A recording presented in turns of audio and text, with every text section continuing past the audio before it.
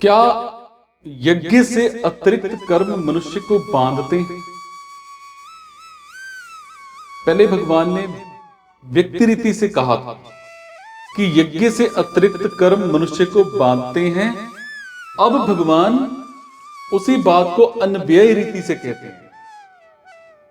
जिसकी आसक्ति मिट गई है, जो मुक्त हो गया है, जिसकी बुद्धि स्वरूप के ज्ञान में स्थित है, ऐसे सिर्फ यज्ञ के लिए कर्म करने वाले मनुष्य के सारे कर्म नष्ट हो जाते हैं।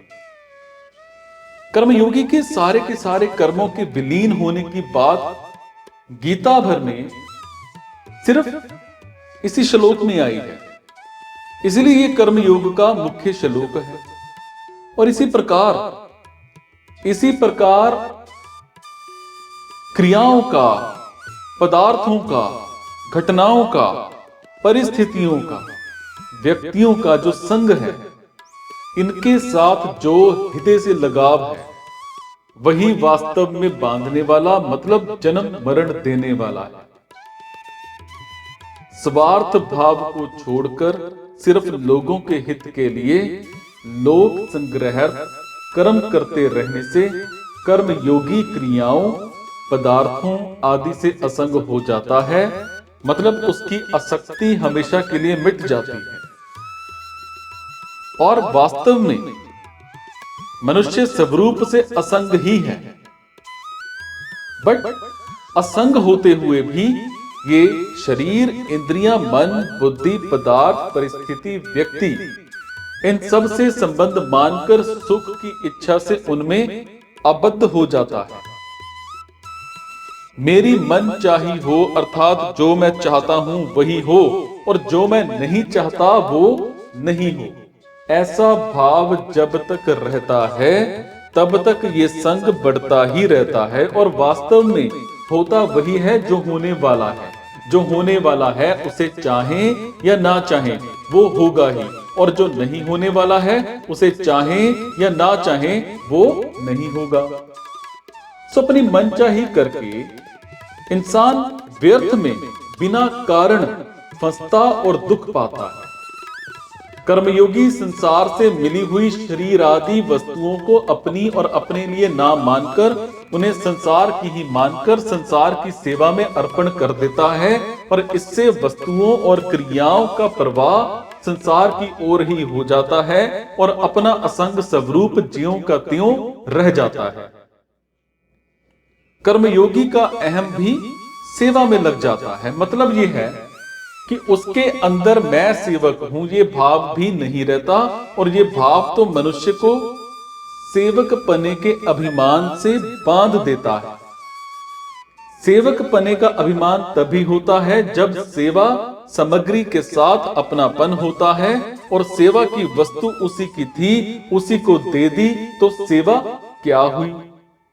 हम तो उससे ऋण हुए, और इसीलिए सेवक ना रहे, सिर्फ सेवा रह जाए। ये भाव रहे कि सेवा के बदले में धन, मान, बड़ाई, पद, अधिकार आदि कुछ भी लेना नहीं है, क्योंकि उस पर हमारा एक ही मतलब हक नहीं है, हक नहीं लगता है।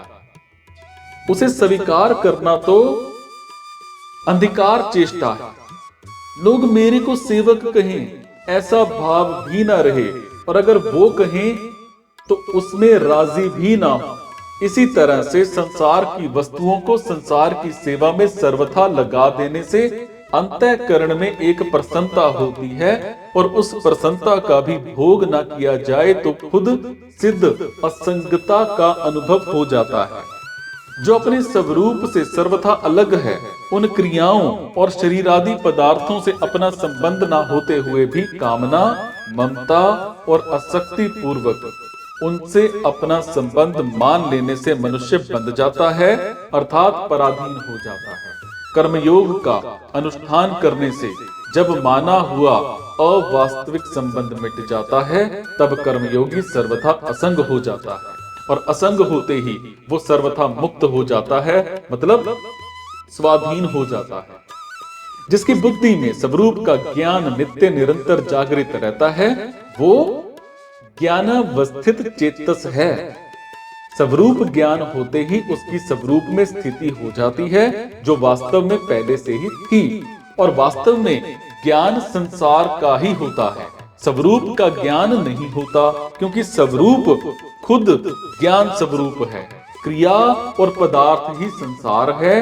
क्रिया और पदार्थ का विभाग अलग है और स्वरूप का विभाग अलग है।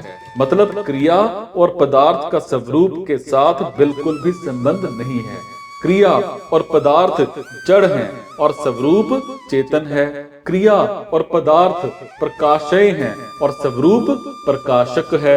इसी तरह से क्रिया और पदार्थ की स्वरूप से भिन्नता का ठीक ठीक ज्ञान होते ही क्रिया और पदार्थ रूप संसार से संबंध विच्छेद होकर खुद सिद्ध असंग स्वरूप में स्थिति का अनुभव हो जाता है। कर्म में अकर्म देखने का ही एक प्रकार है। यज्ञार्थ कर्म अर्थात यज्ञ के लिए कर्म करना है। निस्वार्थ भाव से सिर्फ दूसरों के हित के लिए कर्म करना यज्ञ है। जो यज्ञ के लिए ही संपूर्ण कर्म करता है वो कर्म बंधन से मुक्त हो जाता है, और जो यज्ञ के लिए कर्म नहीं करता अर्थात अपने लिए कर्म करता है वो कर्मों में या कर्मों से बंध जाता है। प्रकृति का कार्य है क्रिया और पदार्थ। इन दोनों में क्रिया का भी आदि और अंत होता है और पदार्थ का भी आदि और अंत होता है।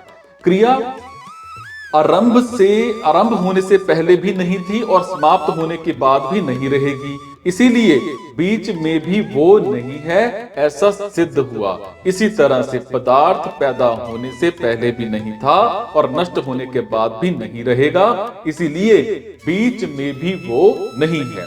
ये सिद्ध हुआ क्योंकि ये सिद्धांत है कि जो वस्तु आदि और अंत में नहीं होती वो मध्य मतलब वर्तमान में भी नहीं होती, परंतु चेतन स्वरूप का आदि और अंत नहीं होता। वो सदा अक्रिय रूप से ज्यों का त्यों रहता है।